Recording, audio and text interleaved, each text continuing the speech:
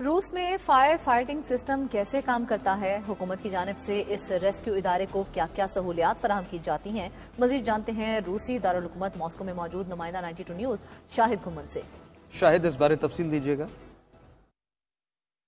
جی بالکل، دنیا کے ترقی یافتہ ممالک کی طرح روس میں بھی آگ بجھانے کے لیے ایک زبردست نظام موجود ہے جسے روس کی ہنگامی صورتحال کی وزارت کنٹرول کرتی ہے۔ آگ سے حفاظت کی سرگرمیوں کو 10 سے زیادہ وفاقی قوانین اور روسی فیڈریشن کی حکومت کے قانونی اقدامات کے ذریعے منظم کیا جاتا ہے۔ آگ بجھانے کے لیے فائر فائٹرز، فائر بریگیڈ گاڑیاں، فائر بوٹس، ہیلی کاپٹرز اور دیگر جدید آلات کا استعمال کیا جاتا ہے۔ چونکہ آگ ہمیشہ غیر متوقع طور پر ہوتی ہے، لیکن روس کے فائر فائٹر کو 20 سیکنڈ کے اندر خصوصی لباس پہننا ہوتا ہے۔